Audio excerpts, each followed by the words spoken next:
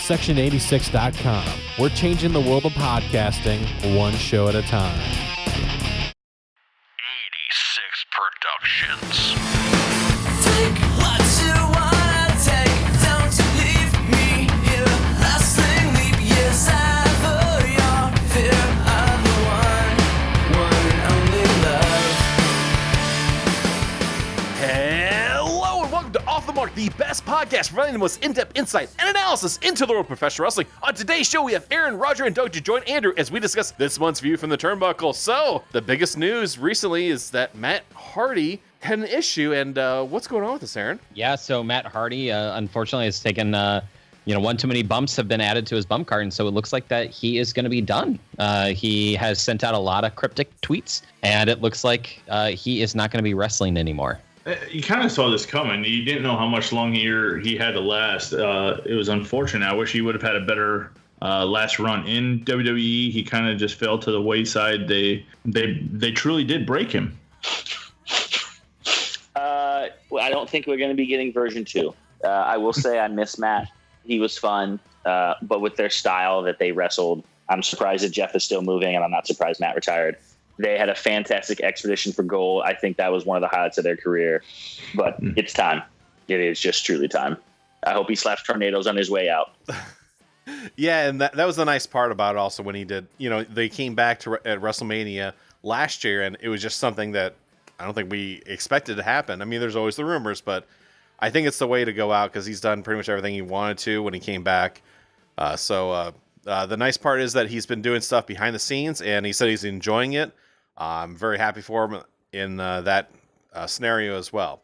So the other big news right now is that Rey Mysterio has re-signed with the WWE. Roger, what do you think about this? Which Rey Mysterio are we going to get? Are we getting the Rey Mysterio who looked really good at the Rumble? Are we getting the Rey Mysterio from like 4 or 5 years ago who did not look very good in WWE, who got booed when it was supposed to be Daniel Bryan coming out of 30? We're not going to get Rey Mysterio from 1996. Like that guy's gone. So I think, honestly, his big reason for coming back is probably to have a couple good feuds, probably ultimately put over Cien Almas, which I think will be a fantastic feud if they do it properly. I'm happy to see Rey. I don't know necessarily where he fits in the current structure. He would be great for 205 Live, but you don't sign a guy like Rey Mysterio to put him at 205 Live, so he'll probably be on Raw would be my guess, maybe SmackDown as well. But I'm cautiously optimistic that he gets a good final run with the... Like Roger said, I'll be interested to see which version of Rey we get. If he looks like he did at All In or some of the indie stuff that I've seen him do, even when he showed up I'm pretty sure he showed up for Wrestle Kingdom, or he did do something with New Japan, but he looks in terrific shape. If they have a storyline for him to go, it'll be a good deal for everybody around. Yeah, absolutely. And, I actually think that he could be on 205 Live, and not because it would be, and I don't think that they wouldn't have him on there because it'd be bad for his character, but it would pull some more eyeballs to 205 Live. And Rey Mysterio is going to get paid either way, right? I mean, WWE is just going to pay him whatever he's worth. And so, but you have him on 205 Live and he's feuding with like Cedric Alexander, or he's feuding with Drew Gulak. Then guess what? You're going to make them look like superstars because they're taking on a former WWE World Heavyweight, Cruiserweight, and everything in between champion. And I think that could be good. But at the same time, WWE needs to not overwork him. They need to space out his matches, space out his feuds, not do the house shows. Focus maybe on a Monday night and then take the next week off and then focus on the pay-per-view and do that sort of thing. That's what I hope that they do with them. Yeah, 205 Live would be an interesting take to bring him back. Like I said, it'll be interesting to see where everything happens with him. And also, you guys are right. Which version are we going to get? And I hope it's a better version. I hope that also that he does wrestle Cien Almas, because I think that will be a huge game changer for him. And I wouldn't be surprised if Rey actually gets the title and then wrestles Cien Almas, and then Cien Almas beats Rey for it, because I think that will say a lot about him at that time. But anyways, before we go into the news, I want to say something real quick that I'm really, really frustrated with WWE 2K. I was going to buy the game, and I was like, all right, I'm going to buy it. And because I wanted to play as a couple characters, but the one thing that ticks me off is that Ricochet is a DLC player. He's not a person who's burned into the game already. You have to download him, and I'm frustrated with it. And WWE, why the hell did you do that? Anyways, News, Universal title. So Braun kind of cashes in. Aaron, did he cash in? I don't know. I mean, they could do something pretty smart here and say, look, he never officially cashed in, so he still has the Money in the Bank contract. I think that would probably be a smart move, especially if they want to, have him take it off of Roman Reigns. But I don't think that's what they're doing. I think that they're saying, oh, no, he cashed in and Brock Lesnar came in, messed everybody up. And so, sorry, it's a Hell in a Cell match with no disqualification, no contest.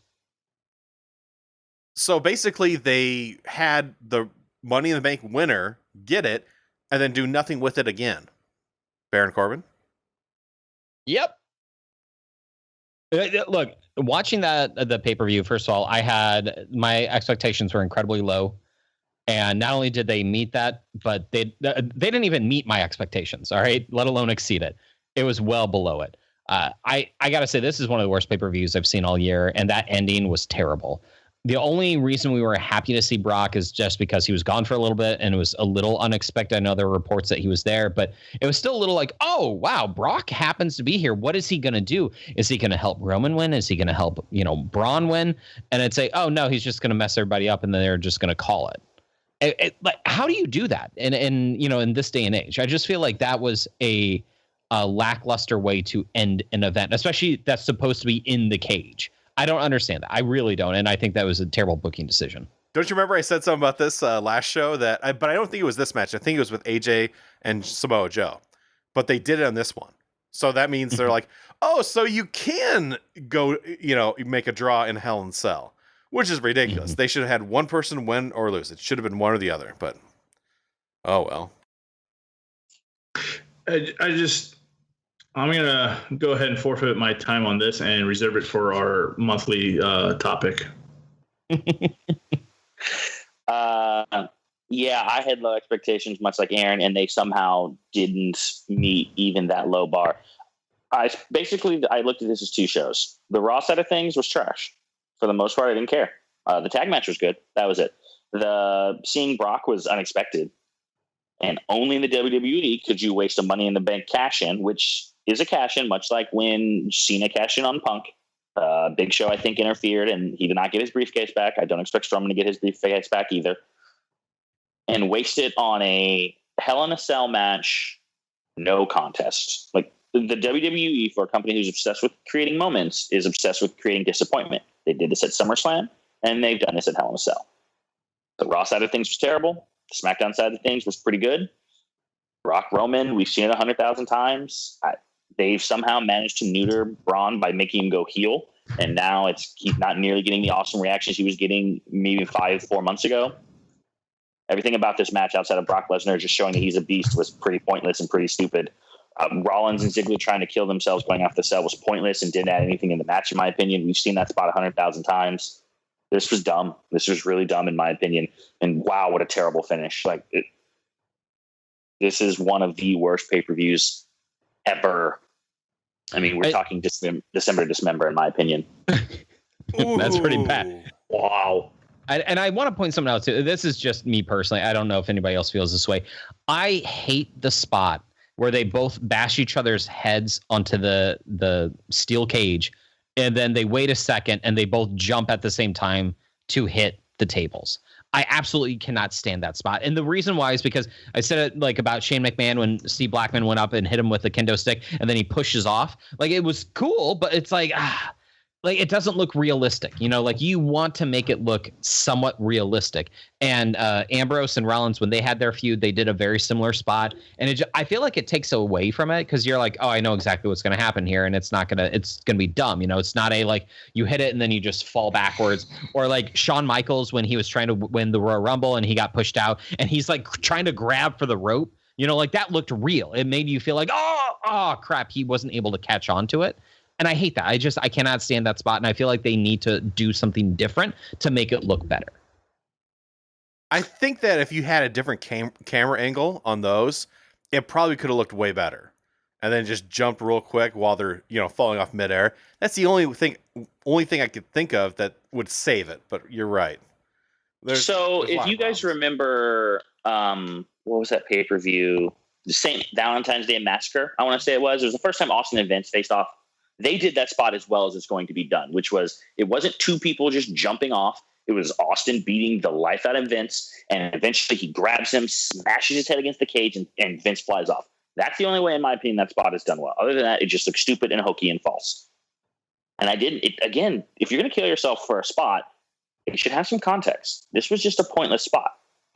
I don't see the purpose of them jumping off the cell going through tables for this. It didn't add anything into the match. Like, this was dumb. This was dumb for even WWE's dumb. Like, this was like, wow, you guys really just want me to watch football.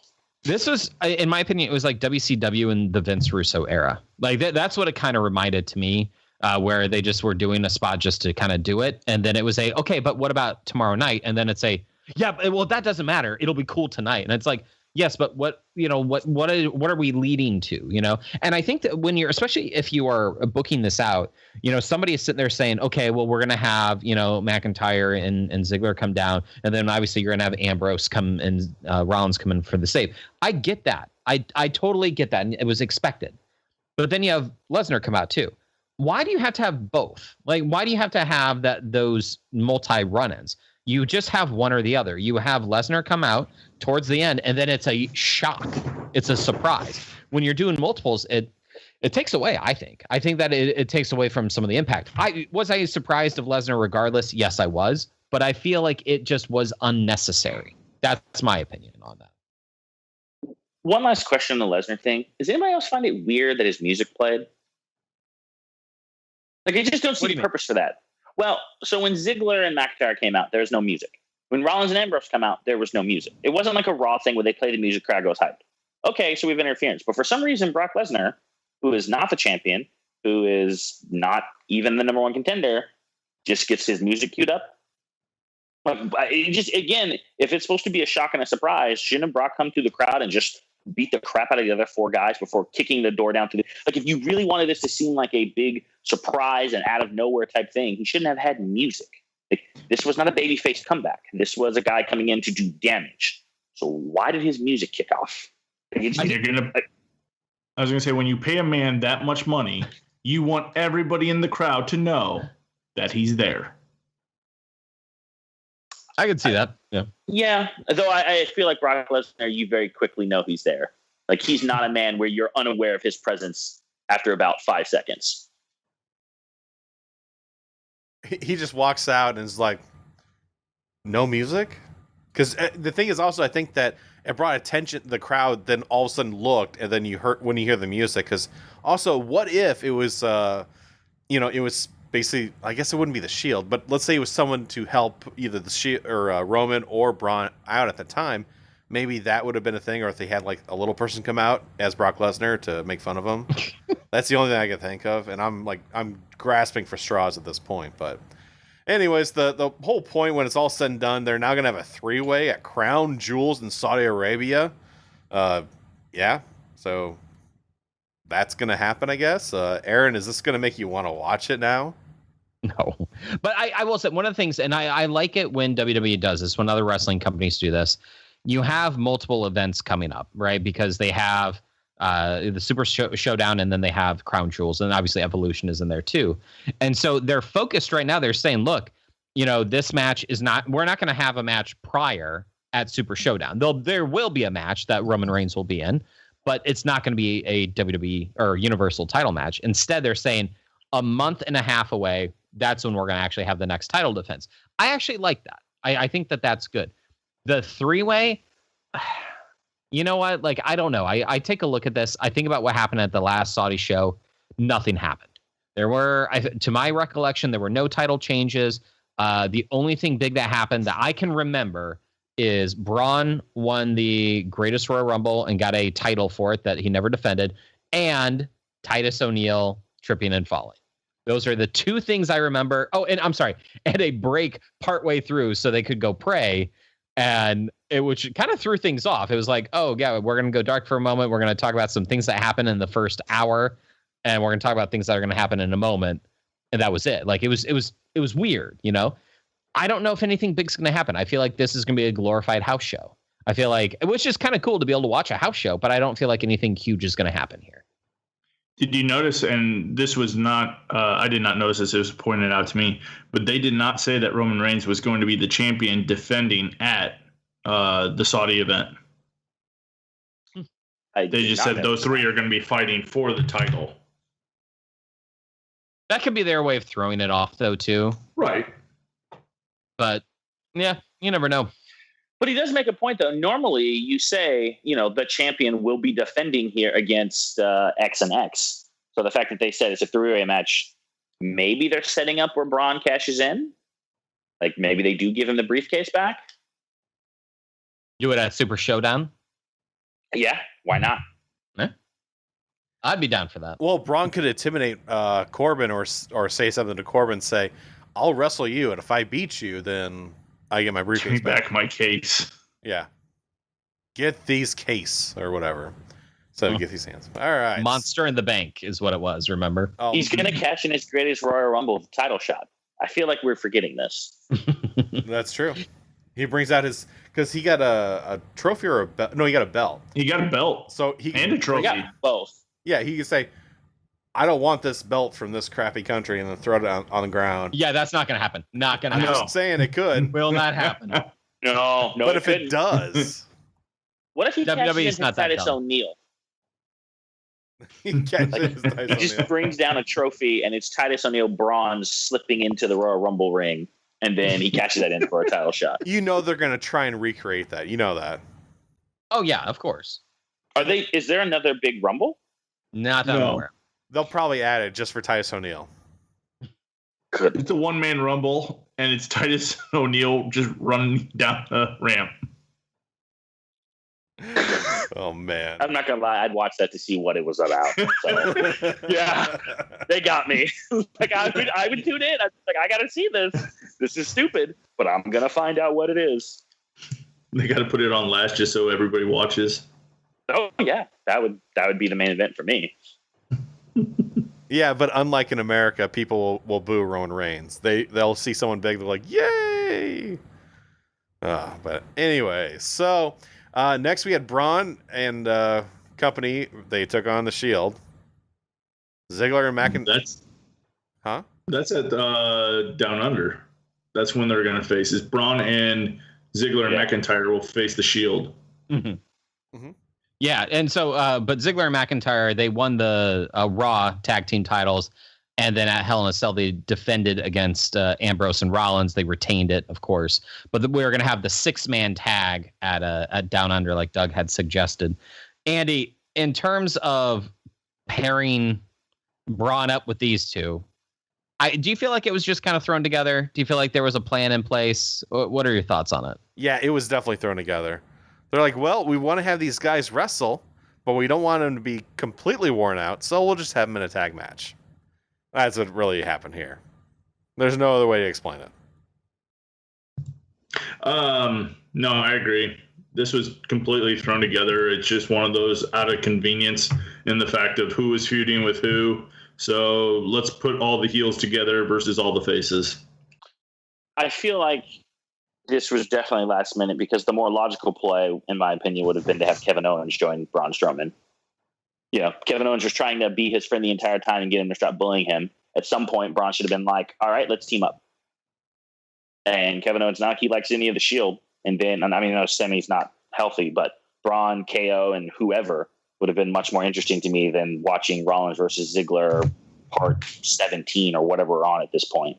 And their matches are good, but it's like, we've seen it over and over and over, and it becomes Starlet and Sasha or New Day and Usos, where you just, can we move on to something else?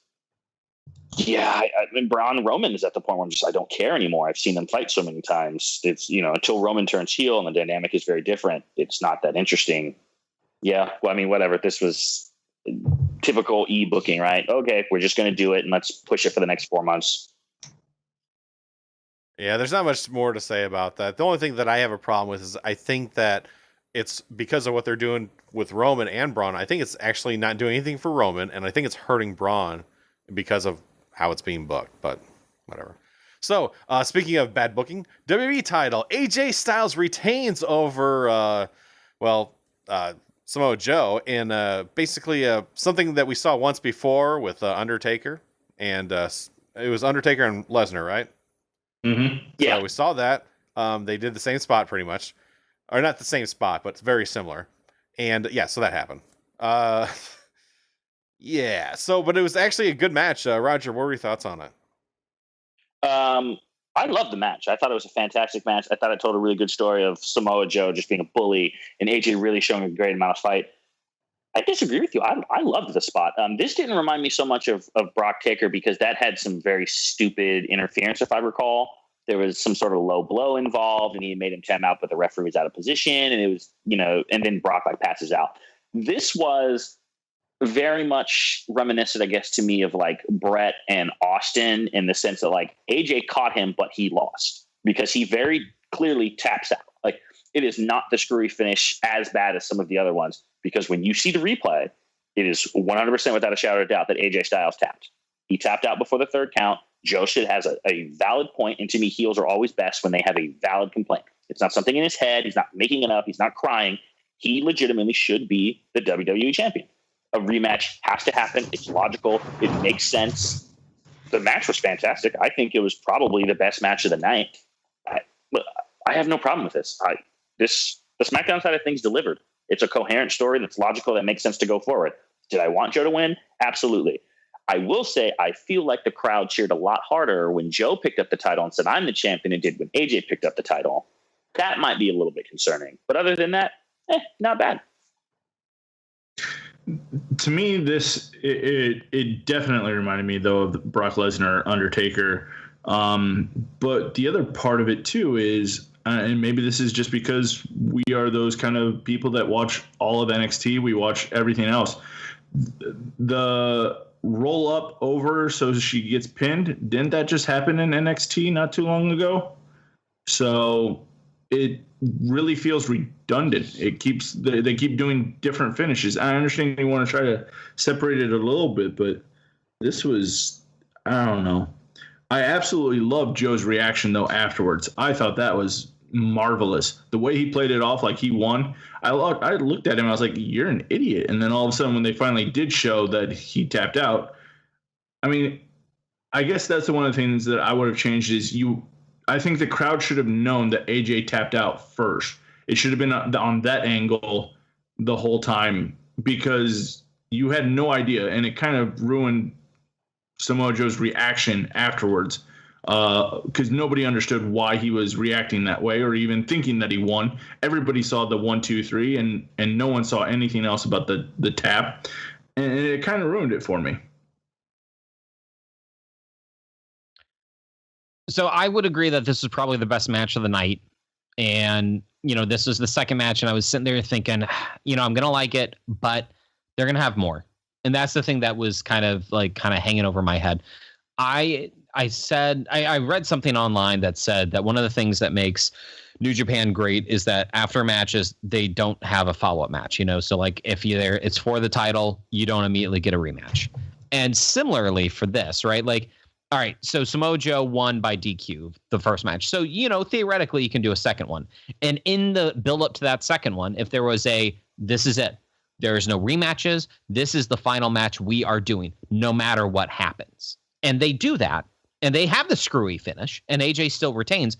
I would be like, I would be intrigued by it because then what's Paige going to do? Is she going to say, yeah, we're going to have a third match because look, both of them did not have something definitive happen? Or is she going to say, sorry, Joe, but like you have to work your way back up? And yeah, normally that's something that you do with a face, but as a heel, he could, during the number one contenders match, let's say it's two faces, he jumps in there and just chokes them both out, as a heel. And he says, as Roger had said, he had a legitimate reason for being upset about this because he feels he won. He has a legitimate complaint about that. That would have made it interesting. The problem is that we're going to have the match at Super Showdown, which is, here in like 2 weeks. That's probably going to be, a no contest or something stupid's going to happen in that, similar to what they did with Nakamura, for 4 straight matchups. And then they're going to have their final match at Crown Jewels.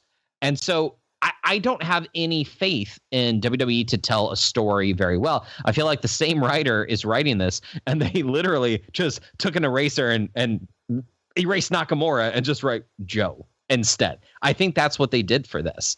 And so AJ at a Survivor Series will probably have the title. He's gonna, if they do the same thing they did last year, he takes on Roman Reigns. Match doesn't really matter, and so I think TLC is in December. That's when his next real match will matter. Will be then, and I think that's what they're going to end up doing, which sucks for Joe. I feel like they're throwing away that feud. I feel like they are Nakamura-ing it. They are doing everything in their power to not give fans something worthwhile. And you know what? When he had that match with Rusev, I was like, yeah, he's probably going to win, but it could be a really good match.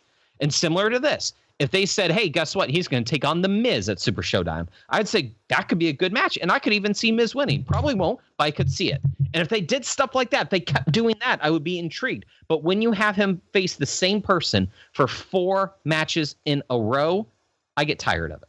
And I love AJ. AJ is maybe my favorite wrestler of all time. But honestly, I can't watch the same match over and over and over and over again. I've seen it. I don't need to see it 4 or 5 times. Yeah, I do echo your thoughts on that, Aaron. I mean, I think that in a way, yes, he is getting this feud itself, not just AJ, not just Samoa Joe, but like the feud itself will actually end up hurting both wrestlers, I think, and when it's all said and done. And I guess we're going to end up seeing the rematch at either Super Showdown or Crown Jewel. I'm not sure if they've announced it yet, but it's going to be at one of them. Who knows? So let's move on to the women's titles. All right, so Becky Lynch finally defeats Charlotte, and she is now your new SmackDown Women's Champion. Aaron, did you think this was actually going to happen, or did you really think that, oh no, they're going to let Charlotte continue with it? I had an idea that she was going to win. I thought it was going to be a DQ finish, was my guess, and then they were going to continue the story. And I believe at Super Showdown they're going to face each other, and I think at Evolution they're going to face each other. That's what WWE likes to do. But not at Crown Jewels? But not at Crown Jewel, unfortunately. They're going to take that night off. So kudos to them for that. And they're going to have a spa day that day. Yeah. No, I had a feeling that I didn't think she was going to win the title. I had a feeling she was going to win. I think it was smart of them to do. The crowd obviously was behind it. They like this feud. WWE is doing a fairly decent job of listening to the fans, so they're not turning Becky full heel. They're giving her a face with an attitude, so to speak, which I kind of like. I'm actually intrigued with this. Is of the women's feuds that are currently going on or have probably gone on in the last 6 months. This is the most intriguing one to me. I enjoyed this match. I thought it kind of had a speedy ending. I did not expect it to be that quick. I thought it was going to go for a little bit longer. In fact, I think I got up to grab something. The next thing I know is like they're announcing the winner. It's like, whoa, wait a minute. They should have been fighting for another 5 more minutes. What happened? So very surprising. Very. I did not pick Becky to win. I thought they were going to WWE this. So, like Aaron said, they were going to go on for 3 or 4 more months before finally giving Becky the title. So I am happy that she won. To me, I thought this was kind of my match of the night, just because I think it had an overall completeness to it. And then after the fact where Becky or Charlotte goes to shake her hand and Becky just puts the title up in her face saying it's mine. It was a good spot, good moment, and it completed I mean, you can still have the rematch, but I think it completed a feud. Yeah, Becky's a heel. Let's just be very clear about that. There is it because she's redheaded? They have. So here's the thing: when Corey Graves, for the most part, gets behind you, you're a heel. That's unless you're like Elias or something like that. He's pretty much behind you. And if you notice, at one point he was kind of, poo-pooing all the things that she would do. And then on Sunday, all of a sudden she's like, oh yeah, Becky felt like she was robbed. And I was like, oh, okay. And then, even the post match spot where she walks away, like that's not an attitude with a face. Like Austin would have stunned you there. That's what an anti-heel would do. He would just attack you and then walk away and celebrate with the crowd. Becky kind of gave him the finger and then walked away. It was like, okay, she's the heel, which is fine. Whatever. Not that big of a deal. Great match. Really enjoyed that Becky won. I was happy. This match was interesting in the sense of if you didn't listen to the announcers, like if you could just mute them and you didn't watch any of the story, you would have thought that Charlotte Flair was the dastardly heel and Becky Lynch was the underdog babyface. Like, that is the way the crowd reacted to everything. When Becky would do something, they'd go nuts, and they would react to her pinfalls, and it would be a 2, and it'd be like, oh, I can't believe she didn't get it. And then Charlotte would get on offense, and they would boo, and it was like, how does WWE not see this and turn? Like, how do you just not do an Austin Brett double turn and let Charlotte be the, entitled Flair, who is the daughter of Ric Flair and a fantastic heel, and let Becky be the exactly what she is, which is the fantastic underdog babyface? I don't understand. Having said that, Becky as a heel is really fun. She kind of reminds me of female Sammy anyway, so this is great. I'm happy she got the championship, and I'm really looking forward to her versus Asuka. I think could be really fun. There's a lot that they can do. I hope they don't just give it back to Charlotte. She doesn't need any more wins, but we'll see about that. No, actually, I think they're going to give it back to her, and then she's going to lose it again, and then she's going to win it back, and then lose it, and then win it back because, right at this point in time, she's a 7-time champion, I believe, a 7-time women's champion, and they really need her to get close to 16 as quickly as possible so they can tease it for the next 6 years, and then she finally gets 17. Isn't Ric Flair really a 24-time champion? It's something like that, yeah. Yeah. But anyway, so you're going to see these ladies go at it again at either Super Showdown or definitely at Evolution because, it has to happen at that time. Which, by the way, the males get the night off on that night as well. So let's talk about the tag titles. So we usually don't talk too much about the tag titles, but we got to talk about New Day retained. But there's a stat that I did not know about, and that is that Kofi will become the longest reigning tag champ in WWE history. Roger, what do you think about that? It's interesting. It's one of those accomplishments that, I guess I just would have never known about. And I've never considered Kofi's career a disappointment, but I was always surprised that he never elevated any higher, I guess, as a single star. That always surprised me because I always thought he had charisma and I thought he was a good wrestler. I know he's a little bit on the smaller side, but still. Having said that, look, fantastic. I'm really glad for Kofi. I've always enjoyed him from the moment he showed up. He's really good in the ring. I think sometimes he's underappreciated. He's not just the Money in the Bank spot monkey. He can really go. I enjoy New Day. I hope that they stick around. I hope they never break up. I don't want them to do the stupid, let's break up and feud thing. Let New Day do what New Day does best, and that's entertain the crowd and be the kind of fun, happy, comedic relief, babyface team who can go in the ring. I think there's nothing wrong with that. Good on Kofi. They've earned it. Legitimately, I think these guys have all earned it. Do you think that they'll break them up when it's got to that point where the crowd's not as hot for them? I think they'll retire. I mean, they have all alluded to the fact that if they try to break them up, they probably, Kofi's been like, I'd probably just walk away because I don't think they have any interest in that storyline. I mean, we can talk about that later with other tag teams, but there are some teams, as we saw, Enzo and Cass and American Alpha and guys like that. When you break them up, it ultimately just hurts both men. But Dudley Boys, when they broke them up, that was stupid. Some teams just need to be teams, and there's nothing wrong with that. Legion of Doom were a team basically the entire time. Not like their careers were worse off for it. This is good for Kofi. I'm happy for him. He, like Roger said, he deserves it. He's put his time in. He's done everything. I'm thinking the closest he ever got to a title shot was when he kept beating Randy Orton right before the Royal Rumble. But they never really went anywhere after that. So good for Kofi. He deserves it, and good for the New Day. Yeah, I echo everyone's thoughts here, and I just want to say, even before this, I feel like he had a Hall of Fame career, and I actually, out of everyone in the New Day, I know everyone is big on Big E. I actually like Kofi better. I think that Kofi has a really good look to him. He has charisma. He has the wrestling ability, and especially like when the World Heavyweight Championship was more like the IC title, I always thought that he should have had a run with that. Even if it was just a month, just a like, hey, thanks for everything. We're going to give you a quick run with this. I feel like he would have deserved that. Now with the WWE and the Universal, they're kind of treating both, in very high regards, gender aside. So Man, I don't know. I was just about to say, I guess gender aside. I don't know if they will give Kofi a world title run, but I would actually love to see him in a world title spot. I would love to see they don't have to give him the title, but they could have him be the underdog going in. And the New Day's there to help. They don't, break up. They don't sit there. They don't turn on him. Kofi loses, and you see him, and he's kind of crying in the ring because, this is one of his last shots at getting the title, and the fans are cheering, and they're behind him, and you can almost have like a Daniel Bryan type moment with him. And then maybe you could see, okay, maybe he does deserve the title. But yeah, Kofi, I absolutely love him. I've loved him ever since even with the Jamaican thing. I even liked him way back then. So yeah, kudos to him, and it's a great accomplishment. Yeah, the one thing that I do like Big E. My favorite part about Big E, I just want to point this out, is when he was at NXT, he did the 5 count thing where like it wasn't 1, 2, 3, it was 1, 2, 3, 4, 5. I don't know why, I just always got a kick out of it. I always laughed whenever he made the ref count 2 more times. But anyways, King Kong Bundy. Yeah. Mm-hmm.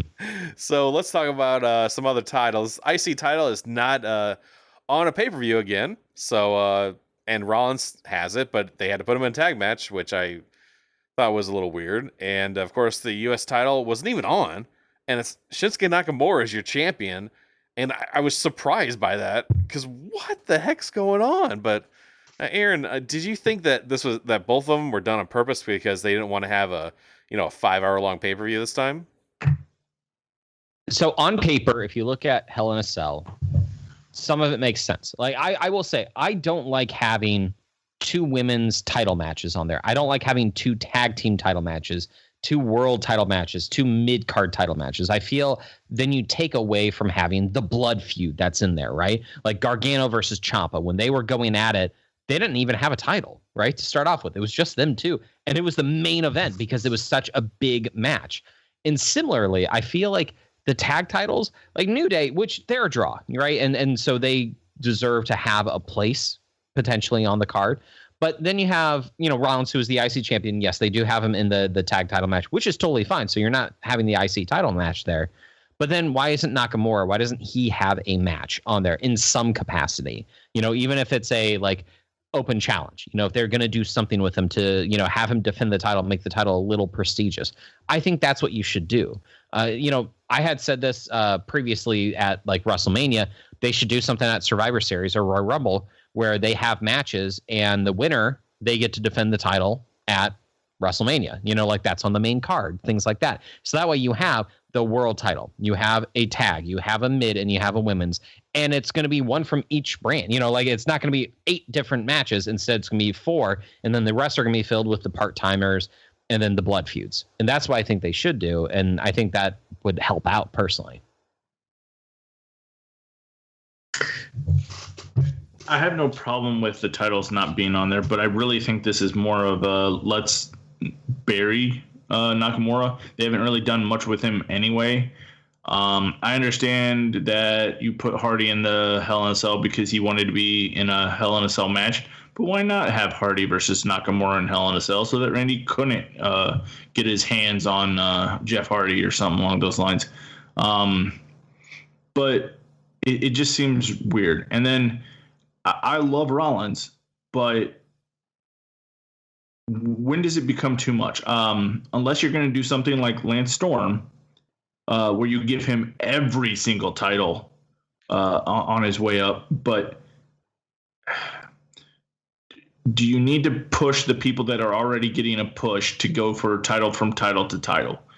Or should you be giving more people better chances of winning or something along those lines? I don't know, but it just seems like they're not maximizing the potential of all their belts. And that's one of the things that I think hurts the WWE. Like Aaron says, I do believe that there should be blood feuds in there and you don't have to defend every title every time, but make it a reason why we're not defending it on the pay-per-view. Give him a break because he did this or he just defended it on SmackDown, or if he is going to defend it on this. You have a pre-show. Hate to say the titles go on pre-shows, but why not have a squash match to help Nakamura's reign, to make him look like a stronger champion? It doesn't need to be a long match. Give him somebody small, like Aaron said, an open challenge where he just crushes the guy and looks pretty strong. And it's a less than a 5-minute match from curtain to curtain. So I'd like to see them work a little bit more with Nakamura. I think they're trying to just, they gave him a belt because they're paying him and they're hoping that something comes out of it, but it just is not working with him in the E. I think you're kind of realizing that Triple H knows how to use Nakamura as that big fight attraction, but the main roster does not. And I think we kind of all saw this coming. We thought maybe SmackDown would know how to figure it out, but I don't really need to harp on what they did with him and AJ. That has been done to death. Here's my problem with this. If you're going to say that you need all these championships, and you have an IC championship, and you have a US championship, and you have dual tags, then why aren't they at least a part of the show? I'm not saying you have to defend the titles, because you're right. You don't need to defend the championship every time. But what were Jeff and Randy fighting over? Didn't the feud start during Jeff losing the US title? That could have been number one contendership. That could have been, do something where they talk about why Nakamura, even show him watching backstage and say, if Jeff wins, he gets another rematch. Okay, he lost, he doesn't get another rematch. I don't think Rollins should be going for tag belts while he's up for the IC, or make it champion versus champion. Ziggler wins the IC championship back, and now he can defend the IC something else. I've said it many times. I think Seth Rollins should be in the main event. I don't think he should be sitting in the IC title picture, because, to be quite honest, what are we doing with the IC title picture? I mean, there are too many guys with nothing to do. Guys like Bobby Roode, who, my goodness, going to Raw has been the worst thing for his career. Finn Balor, again, doesn't have a spot on pay-per-view. Did Kevin Owens wrestle last night? Nope. No. So Kevin freaking Owens, not on the pay-per-view. Like, there needs to be a division that is just going after the IC, because you have too many guys not. And the same thing needs to happen in the US. The United States Open Challenge. Do the United States and Nakamura Challenge. I don't care. Whatever. Do something with it. Because right now, these belts are pointless. Either cut them in half and do one women, one tag, and one mid-card, or start building feuds for them. NJPW does this very well. NXT does this pretty well. They have some belts that they don't really focus on all that much. But the people who hold them are still a focus. Pete Dunne is a focus. Maybe not going after the championship so much, but he is a focus. The North American Championship. Adam Cole was always a focus of the show as part of the Undisputed Era. The belts felt important. Nakamura does not feel as important as he should. He doesn't feel relevant at all. He came out, and it was basically dead silent. This is a guy who, when we saw him in Dallas, was getting the loudest pops of the night. How did this happen? Yeah, it's really sad. I wish that they would finally realize, hey, this guy's not getting over. And what can we do to make him get over? He was over. What do we do wrong? But I think that they would actually like to put the blame actually on the wrestler themselves, when if they're not getting booked properly, you really can't do too much about that. But whatever. Crap happens. So let's thank our sponsor, HostGator. Are you a blogger or podcaster, or you're just not happy with your web host? You need to check out HostGator.com. You're going to find web hosting made easy and affordable. HostGator offers unlimited disk space, unlimited bandwidth, one-click script installs that are free, set your hands on the best control panel out there. Stop by today and try free and see easiest. And if you use a special coupon code off the mark, you're going to save 25% off your web hosting packages. So what are you going to lose? Check out HostGator.com. Take a bite out of your web hosting costs. Also, make sure you check out our off the mark page at section86.com and click on the banner at the top to save big on items from WWEshop.com. So it happened last month. All In happened. Aaron, what were your thoughts about All In itself? I thought it was really cool. When I was watching the pre-show on WGN, and they had the over budget battle royale, I believe is what it was called. It was really exciting. In fact, I actually think that they did a fantastic job with that. They made Bully Ray a huge star, and what they were doing with the spots looked perfect. And when Flip Gordon came out and revealed himself, and then he won, it was like, oh wow, that was amazing. It was a really cool moment. And Flip has been making a huge name for himself on the indie scene, and of course in Ring of Honor. So the fans went crazy because of how big of a Bully Ray was being. And it was really cool. And to see the fans there and how into it they were, it felt like watching, like I see Ring of Honor, that they'll show them sporadically out here. And so, that's like a 1,000 people, right, in this, in their arena, typically for the Ring of Honor stuff. And this felt a little bit like Ring of Honor, but it felt like Ring of Honor on steroids. It felt like this was the indie super show. Like this was Ring of Honor, New Japan, TNA, and anybody else that was, on the indie scene, essentially doing their thing, right? So I thought it was really cool. The matches themselves were, they were okay. Some of the stuff, there wasn't a whole lot at stake other than, I felt like the Ring of Honor title, you could potentially see that change hands. And also the NWA, one of the things I said was, I think Cody is going to win. And he actually did capture the NWA title, which was a really big moment. that match itself was okay. It wasn't anything spectacular, but it was really cool to see that, and to have that take place. So it was neat. I wish that there were a few more matches, though, that were who's going to win this sort of mentality. I did not think that for a second that Omega or that Okada was going to lose their matches. It was just like, oh, this is foregone conclusion. I kind of know who's going to win this.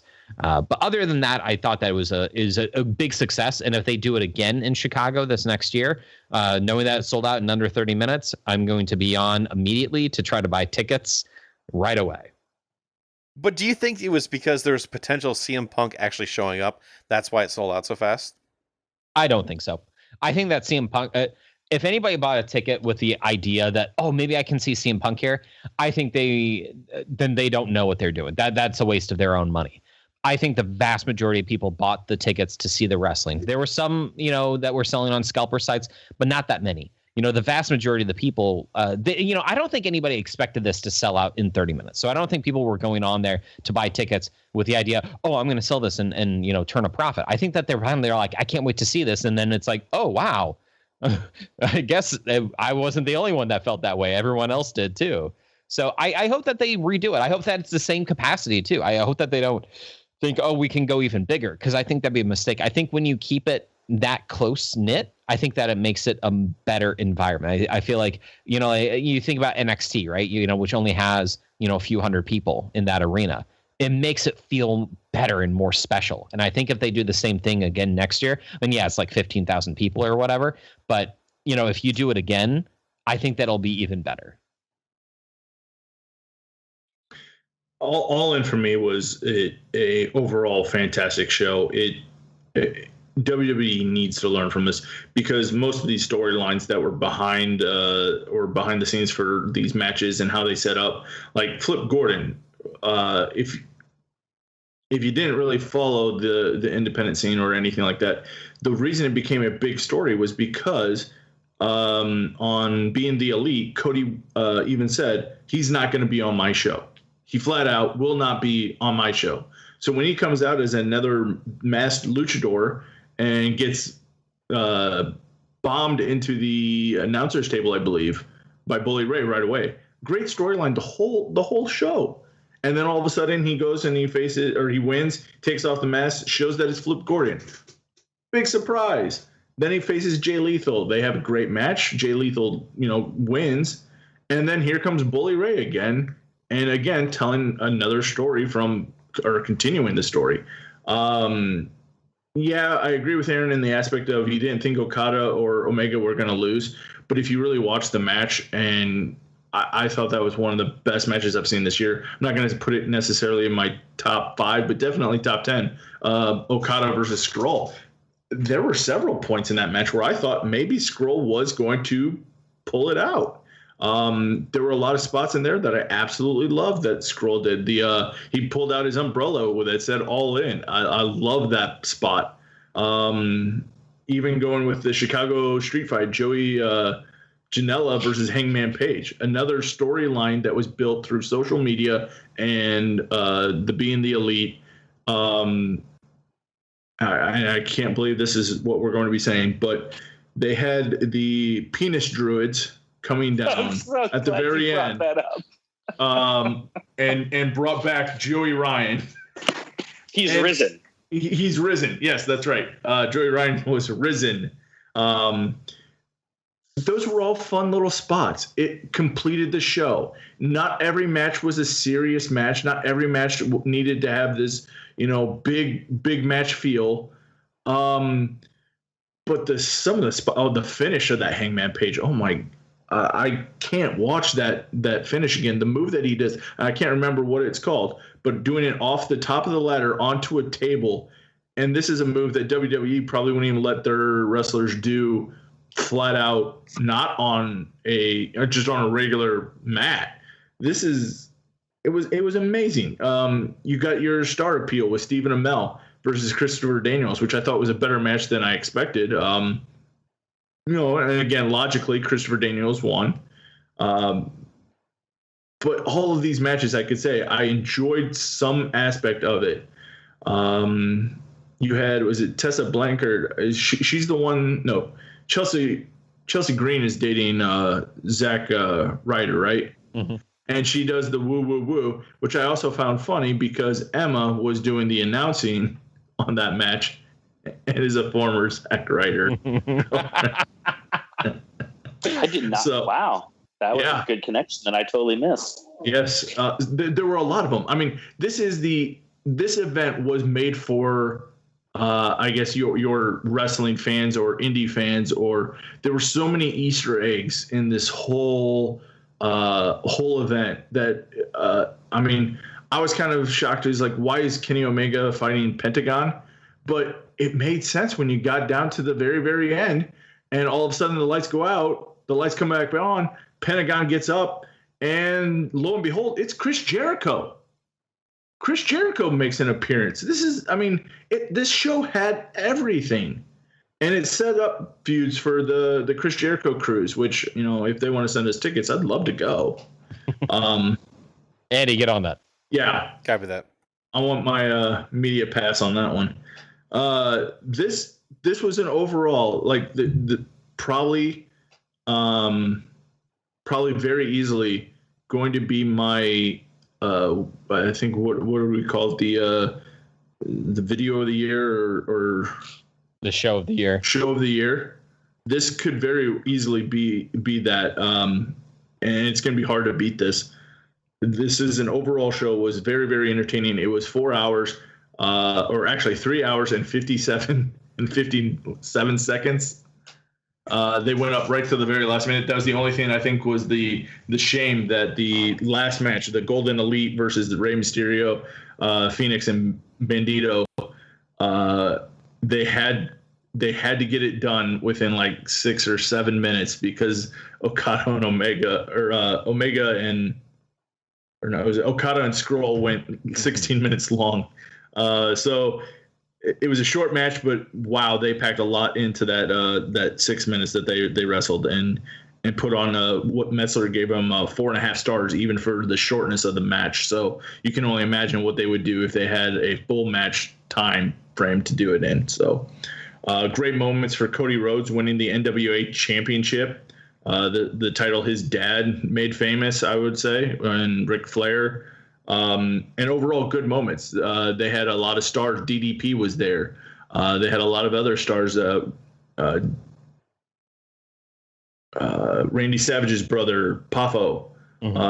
He was Lanny there. Poffo? Lanny Poffo. Right? The Genius was there. He went in the corner of Jay Lethal, and they brought back was it great Black Machismo. Black Machismo.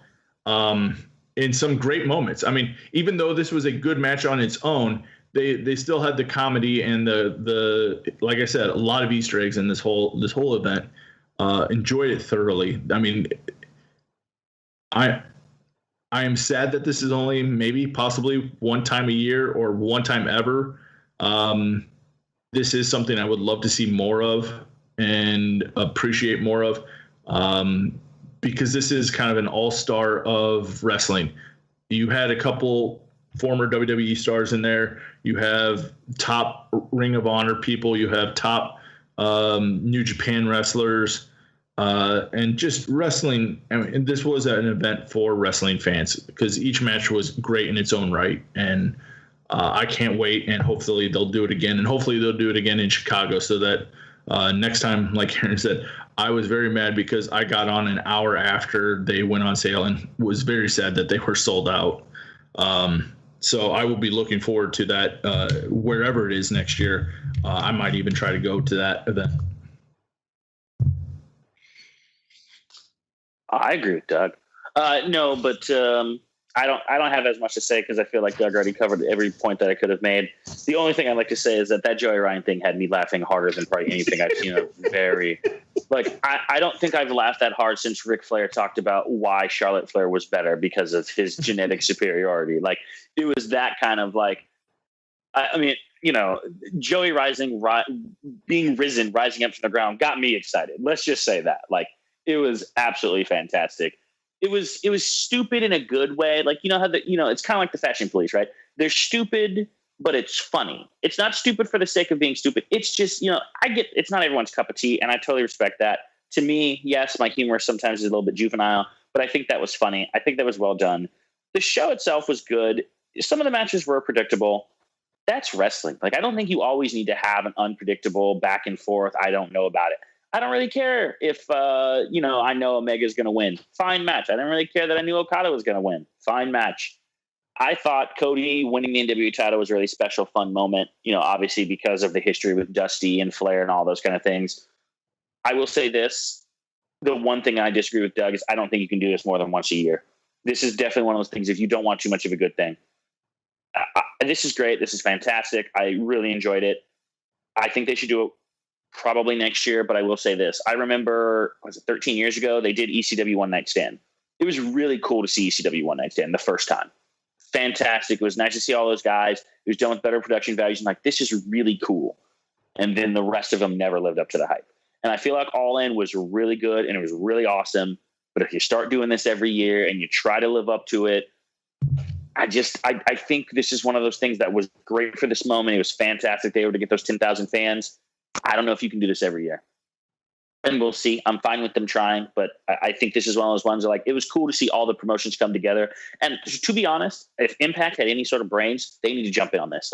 This should basically be some sort of cross-collaboration between AAA and Impact and NJPW and ROH and just go literally all in and bring you the best of the best who are not in the E and NXT and just do a great show, because this is the exposure you need. You're not going to catch the NFL. I'm sorry. I mean the WWE, because they are so far ahead of everyone else. It's just never going to happen. But there is a place for second, third, and fourth. But you need to do things like this to get people's eyeballs and attention. This is it. This was great. This was well done.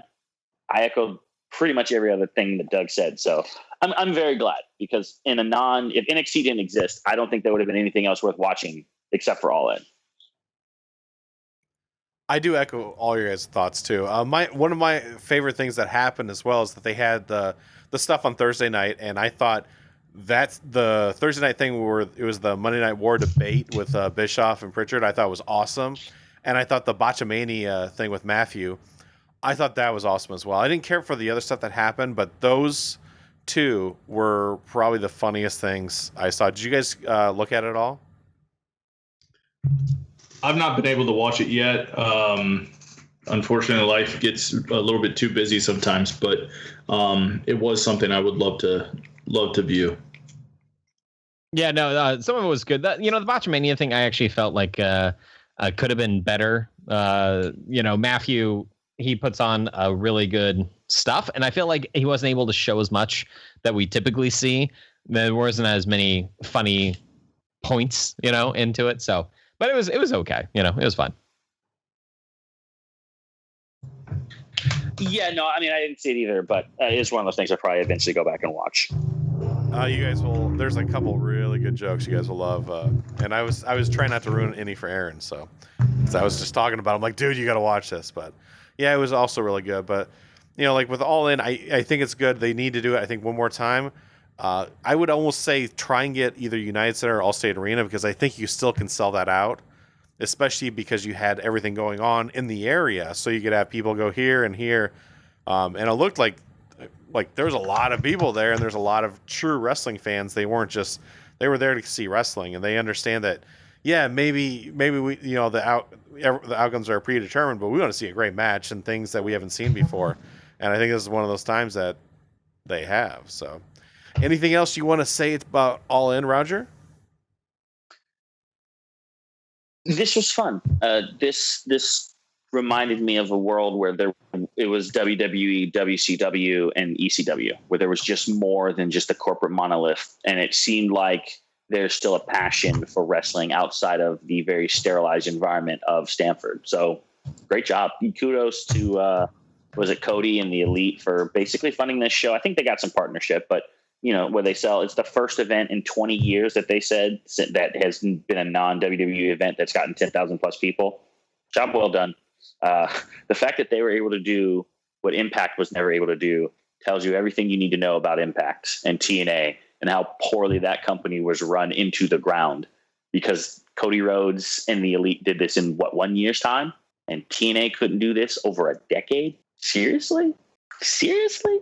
There's not much more than you can say. I'll be happy to re-listen to this episode, and you'll definitely hear, because I can feel it in my voice and everything. How excited I was talking about All In versus how excited I was talking about Hell in a Cell and everything that's going on in WWE. I that's why I think I love the independents a little bit more. It's why I think I love all New Japan a little bit more than I love the E. It's just it's new, it's fresh. I do agree that Roger said that is this one of those things that too much of a good thing would be become stale, but